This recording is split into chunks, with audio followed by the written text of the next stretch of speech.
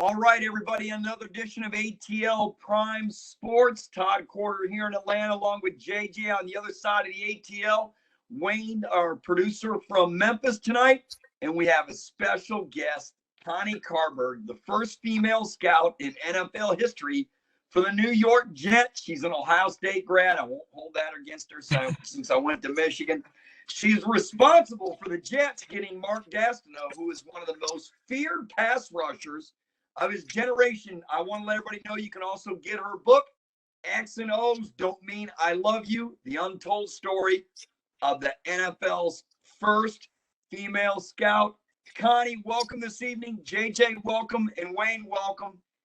I can't wait to talk about the NFL draft. It's this Thursday at 8 p.m. Guys and gals, let's get it started. I'm going to start off by saying, you know what? I saw this today on Twitter. It said, will Kyle Shanahan, asking the question, will Jimmy Garoppolo be on the San Francisco 49ers roster? They asked Kyle Shanahan that today, if he'll be on the 49ers roster on Sunday. And Kyle said, I can't answer that. I don't know if any of us will be here Sunday. Yeah, I saw it. So what I did was I said, I put on Twitter at Corder Todd, C-O-R-D-E-R Todd. You can reach JJ at JJ Get You One, Wayne at RWY Jr. And also you can catch Connie at Connie Scout, right? Right, you got it. Connie Scout. You can catch us all on Twitter and almost at ATL Prime Sports on Twitter. But I wanted to ask Kyle Shanahan the question. If that was Tom Brady, there's no way in the world that'd be your response. You would say he's absolutely on the roster on Sunday. No. So, you know, it's different strokes for different folks, but there's no way if they asked him about Tom Brady, Connie, JJ, and Wayne, there's no way he would answer that question. He would say, yeah, Tom will be on the roster on Sunday. You know, Belichick would have some other way of saying it, though. He wouldn't, you know, when Tom was with him, he wouldn't give any kind of full force compliment. He would just sort of say it. But everybody else would make it very clear about Tom Brady, yes. Yeah, it was an interesting answer. It was a very interesting answer for sure. All right, let's go right to the questions. I guess I'll start it off. Connie, you're an expert. You're the responsible for the Jets drafting Mark Gastineau. The Falcons, the draft starts with them at 4. And, you know, we're going to see what they do. Do they trade down, in your opinion, stay there? And if they do they draft a defensive end? Because that's Wayne thinks they ought to draft the gentleman from Michigan. I think they need to draft the offensive lineman from Oregon. And I believe JJ's interested in, if they stay at 4, to draft Kyle Pitts. What's your answer? Is it different than all of us? Do you think they should stay, go down? What do you think they should do? Well, I still think Matt Ryan has some stuff left in him. I really do. You know, he gets no fanfare, no anything. It really is amazing. I've never seen a quarterback get so little attention, love, whatever it may be. And I still think he has a lot left in him. So, you know, I know they could right now. They do control a lot. And I would selfishly, as I said, for the Jets, I would love them to take a quarterback because that eliminates to some degree the Patriots getting one of the big 4. And they, you know, and so that for me selfishly. But as I said, Kyle Pitts, I've been in love with right from the beginning of the season. The guy is just amazing to watch. And, you know, I mean, Kyle Trask was good, but when Kyle wasn't there, it made a huge difference. The guy really, you know, tight ends are such a big thing now. They really are more and more. They're so important to the quarterback. They're important to the team. And so that's what I would probably do. JJ, Kyle Pitts, you've been big on him if the Falcons don't move down. I think, in your opinion, from what I can tell us having conversations, you think, other than the quarterbacks, this is the best player in the draft. Absolutely. Yeah.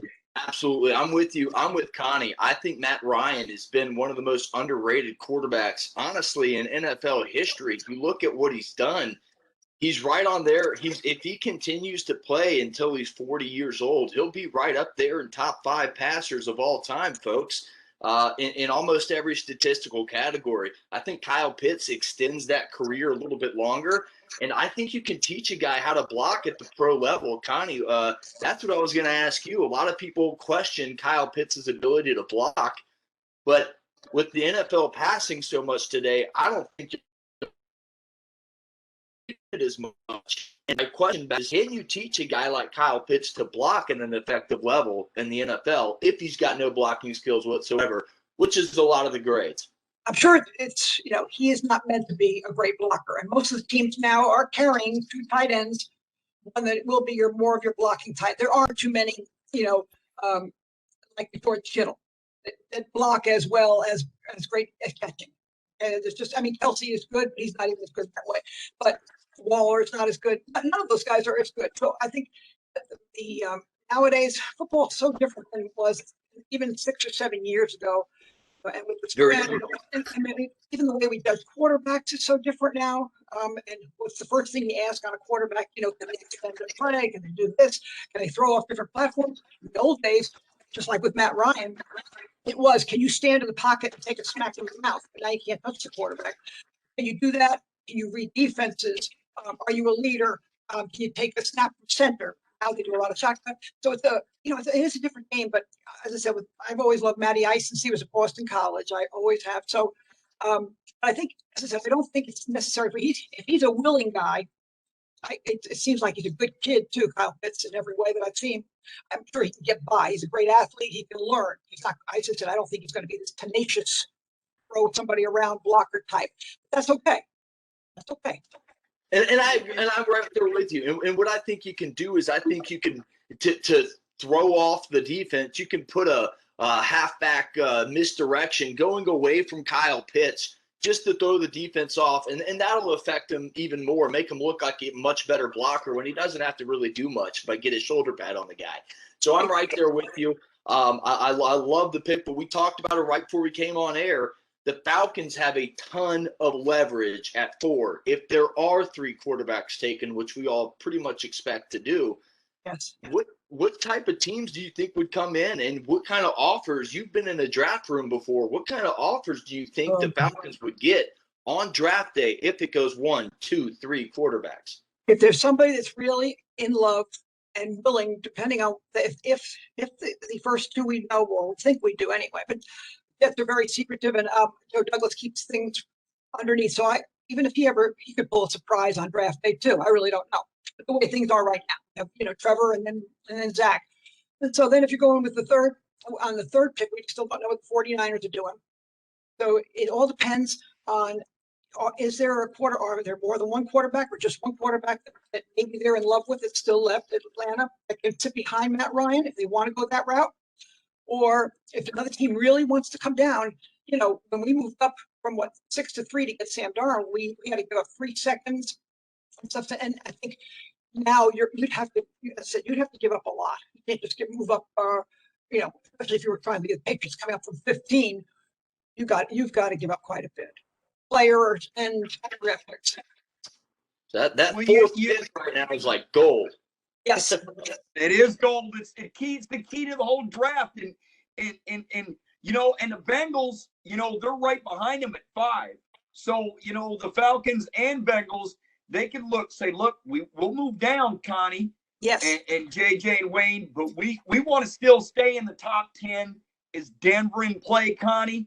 The Lions are talking about moving down at 7. So, there's a lot of pieces that are uncertain of this puzzle right now. We won't know till Thursday. No, because there's so much. Because even with the Lions, and they got Goff, in exchange, for Stafford, they still might want to go. They still might want to go quarterback. We don't know if they're going to want. Because everybody nowadays, because next year's draft is not as prolific unless they come out of the blue for the quarterbacks like they are this year. Every year it's like a different position that seems to be heavy on it. So people are trying to grab it definitely this year if you possibly can. And while they're on the rookie deal and all the rest of the stuff, everything is so different now. But so that's why I said you know, they could sit behind. I still think it's great to sit down for a year, just like Mahomes did, like Chad Pennington did, like, you know, like a lot of guys have done. And I even think that with, you know, if we get Zach Wilson, as much as I want him to play right away, you know, he's coming from Brigham Young and then coming all the way to the big city in New York and all that kind of stuff, even though he's supposed to be a pretty cool kid, it's something really, really big, a lot of pressure. So same thing with, you know, having somebody like Matt Ryan and the kind of person you know that he is. He's, you know, such a fine character too. It just don't come much better than Matt Ryan. You know, even if there was somebody working with him, he's the type of guy I know that would be okay with that. Connie, is this your guy though for the Jets? Do you want is this the guy you want to take the kid out of BYU? But I tell you, I got to be honest with you. I have vacillated so much this year. It's so hard to judge because, as I said, the quarterbacking is so different with RPOs and spreads and blah blah blah blah. And I never in my life wanted a quarterback that ran because they always got hurt. And last year, out of 32 teams, 17 teams lost their quarterbacks. Not always running, but you know, so you have to make sure your backup quarterbacks are really. It's really important to have two quarterbacks, as we saw a couple of times, even with Mahomes, right? What's really important with the injuries. The only thing I'm worried about on Zach is his injury history. He had an ankle injury in high school. Then he had the labrum on his throwing shoulder, and he had the surgery on that. They say he has, I don't know, again, I'm not a doctor, something with the other shoulder, and he had a hand surgery. And he's not the big physical guy with the body, you know, like a Trey Lance or Justin Fields. I can take pounding, I don't think. So we have to make sure we protect him, just like we do with Joe Namath, at all costs, because I said, I hope he learns how to slide and get out of bounds. Because if we do take him, I think he has great talent. I think he can handle New York, as I said. But my only thing is the injury thing. I'm really kind of worried about that. You know, my dad and Mel were the two team doctors, so I came from that. The time that I was working with the Jets, they started having, there was no compound. They had pre-draft physicals in the last 2 years. And you know, whether or not they could pass physicals was very, very big. You're listening to Connie Carberg here on ATL Prime Sports. Connie, this is a two-part question. One is Sam Darnold. You know, he's going to be in the division, the AFC South. With Carolina, he's going to get a fresh start. He's a great kid. At 20, JJ, myself, or Wayne thought he really didn't get a fair shot in New York. The O-line was terrible.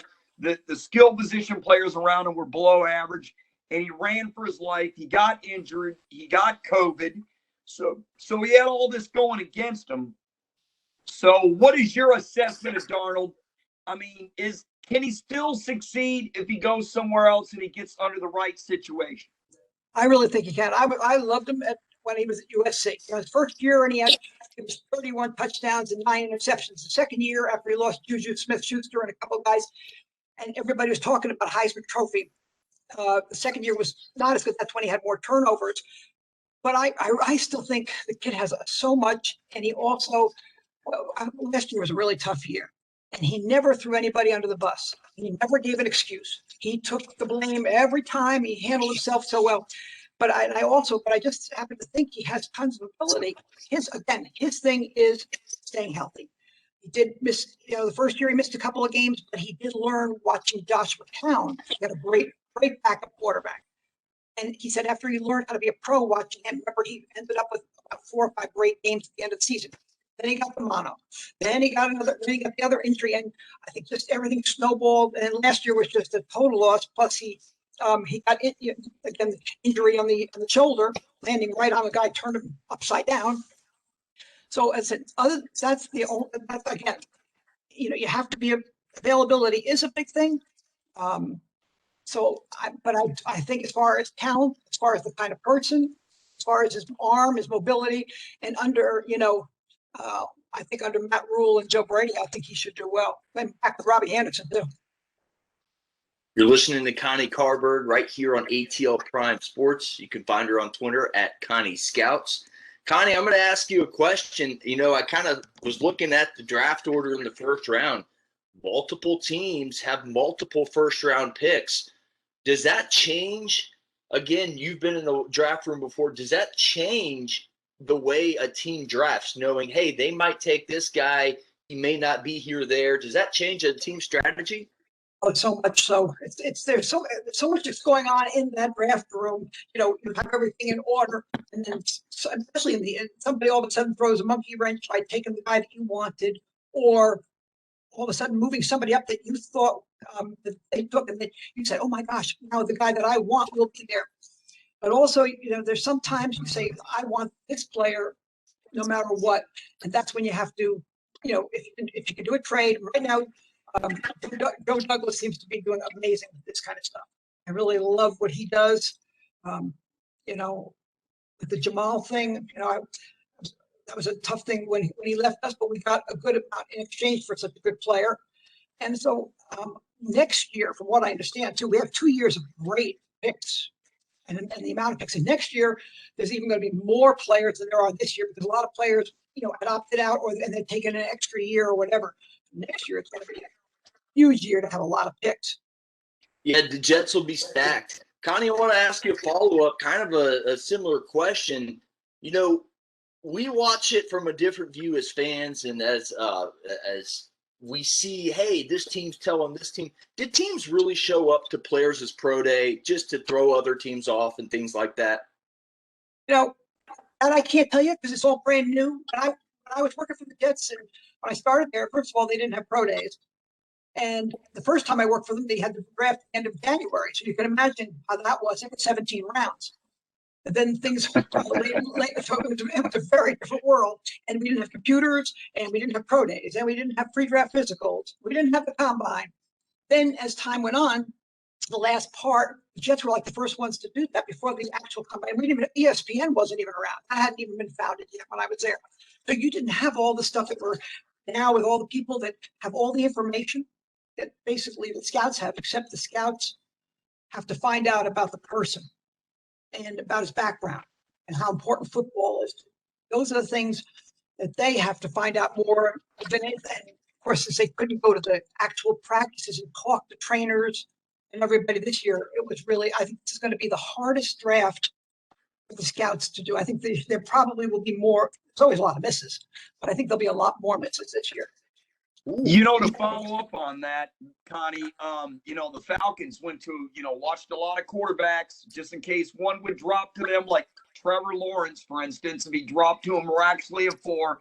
But the Falcons have to do their diligence. They've got to be able to show that, hey, you know what? We may just take a quarterback at 4. That will cause other teams to get on the phone, and Yes. that will be bait for them to trade. So, especially the Falcons circumstance. I mean, I've got to ask you this. This could be the greatest quarterback class since 2004 with Eli, Phillip Rivers, and of course Big Ben. Could be that type of draft class? In your mind, do you think it can be, and will it be? That's a great question. Yeah, as I said, just take those 3 guys that you're mentioning. If they were coming out right now, Eli would be said. They would say he's totally. He would be less than Mac Jones because they'd say he's immobile. He doesn't throw off platform. He doesn't know any of these kind of things.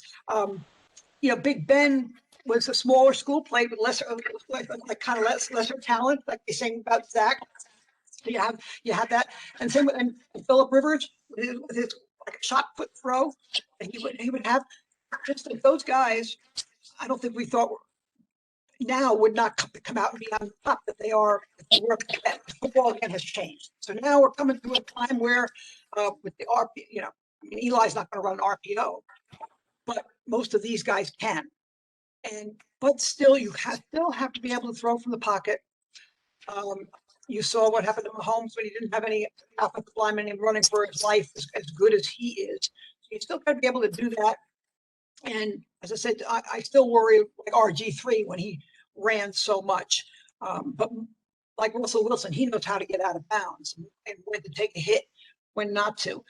So as I said, I think it's I don't know if these guys are going to be. I think Lawrence, yes, for sure. And as I said, I think Trey Lance down the road, I think it's going to be really fine. I mean, really good. Really do. I've always liked Justin Fields. And, Zach came on pretty much. I mean, I've gone back and watched his other stuff, and when he was injured, but he really came on big this year. So, but whether or not they're going to be the ones, or is it Davis Mills? If Davis Mills stays healthy, is he all of a sudden going to be the guy that comes out of nowhere, or Kellen Mond, who has just risen up the boards unbelievably? I don't know, and it's I wish I did. It's such a you guess 50% of the time you might be right when you're a scout, I'd say. Yeah. Trask is a pretty big fella too. I wouldn't count him out. No, I wouldn't either. Well, for a kid that never played in high school, he sat behind Derek King, who's a starter for University of Miami, right? And the kid never blinked. He didn't, he just kept going and just went along with it. Again, not super mobile, but played such solid football for the Gators. So yes, depending where he lands, so much depends. But if you have somebody that believes in you, and if you have good coaching, and if you have the guys that get drafted later, I think you guys all know that. The guys that get drafted later usually end up on better teams. So they are better, faster. Guys that are usually the top picks have a tougher time. I mean, when we saw Deshaun go and Mahomes going 10th and 12th, they landed on good teams. And then if you got somebody else landing on a team in the beginning, it's a lot harder. And as you can see with the Jets, we need every position basically except left tackle. Yeah. What is the position of strength in this draft in your mind? We've talked about the quarterbacks. What is the position of strength? Definitely the quarterbacks. I thought before Caleb Farley had the back things, you knew you had three really super duper expensive backs and then a few others. A lot of wide receivers. Except this year, it seems like there's a million slot receivers. Everybody is 5'9", 5'8", 185 pounds. But again, because football is played differently, it's not being hit. It's not being hit over the middle like it used to be, where you have your head taken off, or the line. So again, you can do the slot receivers have become just really, really big. So I think there's a lot of slot receivers that look really good this year. Connie, I'm going to ask you, give me a diamond in the rough. And I'll stick with one position. We'll go wide receiver, because I have a guy in mind. I'm blanking on his name. TC, we talked about him before, from Minnesota. Is it Bateman? Yes. Rashad Bateman. I think he's a real good receiver that could get you a third, fourth round value and have, maybe a Hall of Fame type career. He's been an underdog his whole life. Not saying he's going to be, folks, but give me a diamond in the rough on your perspective. Right, and he also, he can play outside besides a slot. So I have some guys here, but as I said, I would probably go for a Dwayne Estridge.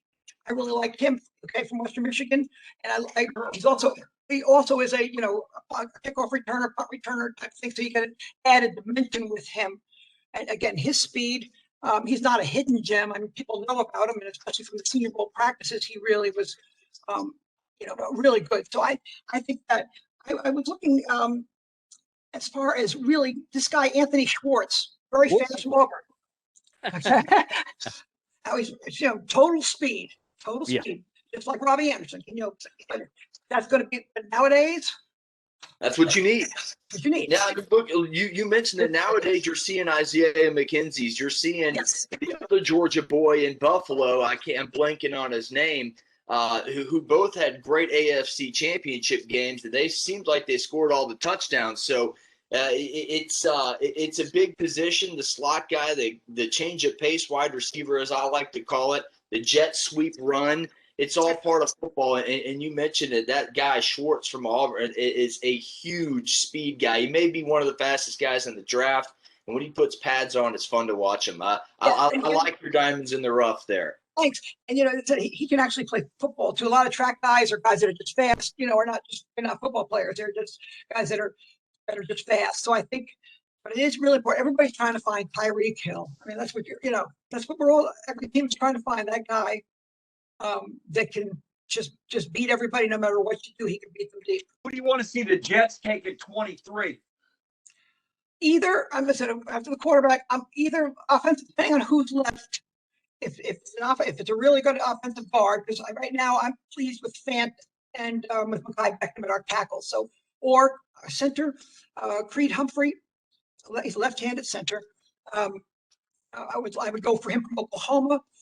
So either an offensive, we got to keep going. We need guys up the middle, 2 guards and the center to really protect. And then I would say we need. Well, other than that, I would go with one of the linebackers. If I can get his name right, I can never get his. I'd have to. What's his name? I can never get these guys' names. Sometimes I can just say. That's all right. You know that running back from Alabama, he still has to be around. He looked good in a Jets uniform. Oh, You know what? That is my favorite pick other than the quarterback in this draft. Because, this kid from Alabama, to me, if we always talk about the quote-unquote value in the draft. If he is late in the first round, that's some severe value because his game has improved so much since a year ago. He's not a home run hitter, but he's such a solid ball player. Great character, the whole works like that. I also, besides Travis Etienne, the Jets have always been slow. So for me, we need speed on defense. We need speed on offense. So I would go more for either. I like, Travis Etienne, of course, if he's still there. And he's small, but I love the kid from North Carolina, Carter. I know there's two kids, but I like him. Okay. That's who I like the best. I just think he, breaks tackles. He's not, and he can take it all the way. That's what we had. Frank Gore, a wonderful pro, so many years. But when your longest run, the other team on defense knows your longest run is going to be maybe 10 yards. It's very easy to play defense.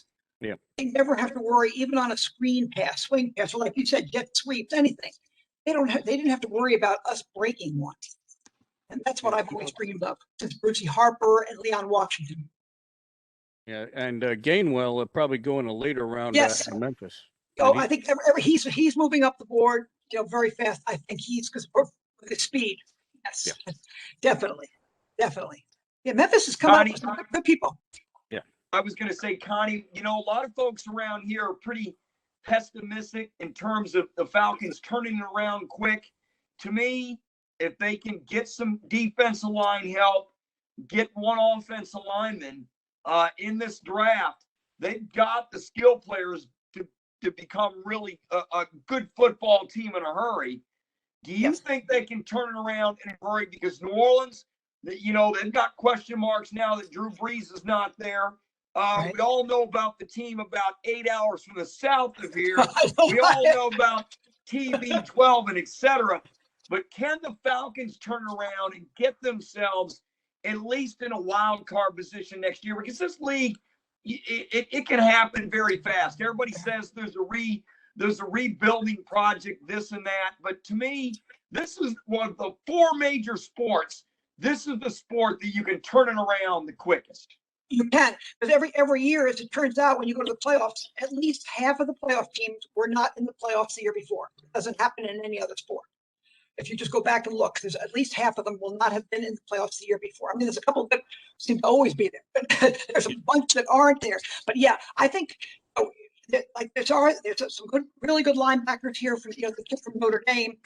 You've got some good defensive line. As a Kwity Paye I just love Kwity Paye and his violence.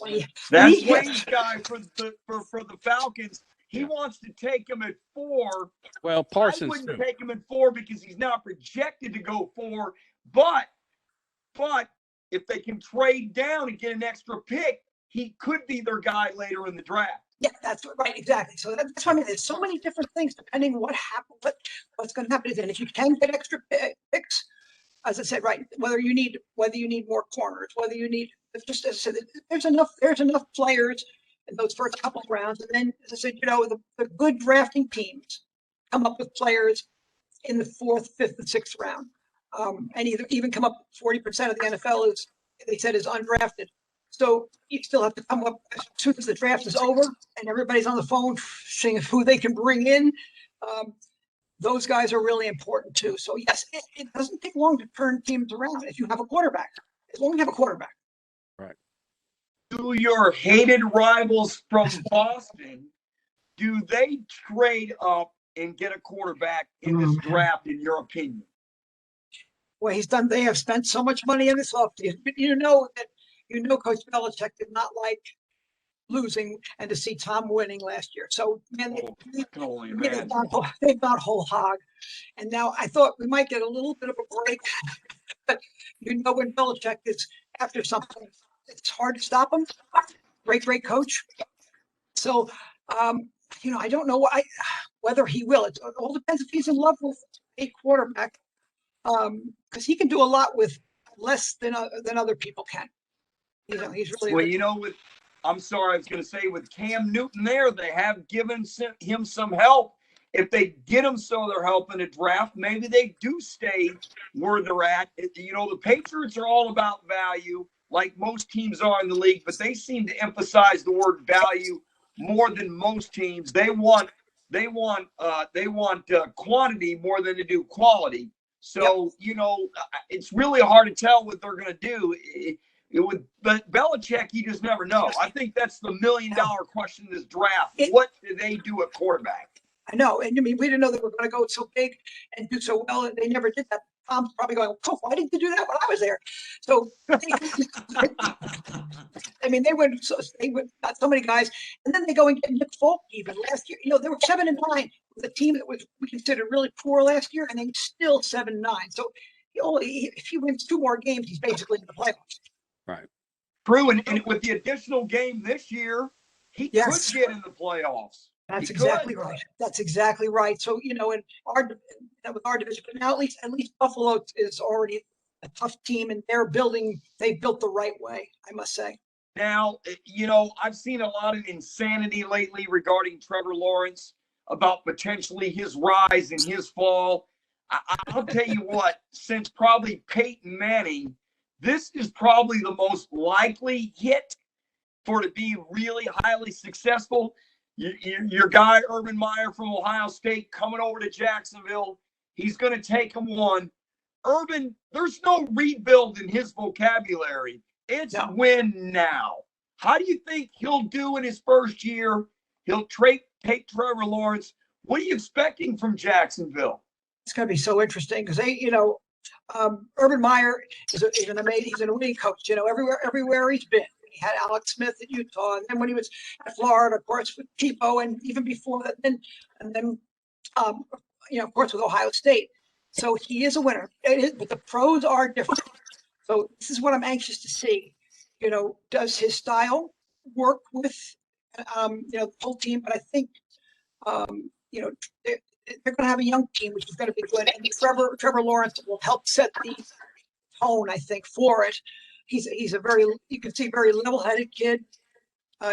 Nothing seems to faze him. He's very secure within himself, and things like that. So I think, but Urban Meyer would not come out of retirement unless he was sure this guy was the real deal. Connie, it's really been a pleasure. It's been a pleasure. JJ, Wayne, it's been a pleasure. I've really enjoyed our time together. Just want to let everybody know you can get her book, X and O's Don't Mean I Love You, the untold story of the NFL's first female scout. You made New York Jets history. You were a big part of it when they drafted Mark Gastineau, one of the most feared pass rushers of his time. Everybody get her book. You can reach her at Connie Scouts on Twitter. Ask her a question. She'll be glad to answer it for you. I see people asking you questions all the time. If you don't hesitate to give the answer, it may not want to be what they want to hear, but you'll do it. And thank you so much for coming on today. Well, Tom, are you coming on Friday? I'm putting you on the spot. Are you coming on to assess the draft Friday at 1 o'clock? It's hard for me to say for sure because I don't know how. I wish I could say because I want to. If you ever knew what I'm like during the draft, it's bad enough during a game, but during the draft, the concentration, and even though during the day I'll be okay, but I'll probably be so exhausted and drained. But I'll check with you in during the week. I promise I will. I like Rob Saleh. I think he's a big hit at head coach. I like Joe Douglas at GM. The Jets are heading in the right direction. Will, Wayne, and JJ's Falcons in the right direction? We'll find out. We'll find out. So everybody, our next show is live Friday at 1 p.m. at ATL Prime Sports. You can call at 1-347-205-9631. Listen in at www.blogtalkradio.com, and we will assess the draft then. If you join us, great. If not, we'll talk about your Jets just for you. I wore the hat today for you. It's so nice of you, I Todd. wasn't coming on here without that. No way. Listen, I really appreciate it. As I said, and it's so nice, through Twitter. Twitter can be a really tough place, but also I've met so many wonderful people like you, and it's a great meet. And of course, my Jets Twitter people are just wonderful. Love them so much. And as I said, it's just been great. And to meet somebody like you and you guys, Wayne and JJ, pleasure being on with you guys too. And I'm sure I'll see you again. And with Atlanta, I hope you guys do well too. I really do. Please. We're gonna find out. All right, guys and gals, thanks a lot. It's been a pleasure to have you on. And Connie, as always, you're a big friend of the show. And everybody, we'll see you at 1 p.m. on Friday on Blog Talk Radio. Have a great week. Thank you. Go Jets. And folks, remember, if you like this video, please search us on YouTube, ATL Prime Sports, like and subscribe. Good night, everybody. We'll see you Friday. Get you one. We'll see you Friday.